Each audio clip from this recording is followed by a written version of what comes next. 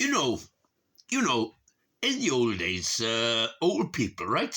Old people were, they were just too tired to work anymore. They used to gather around the village, inside the village blacksmith, because there's always a fire going there.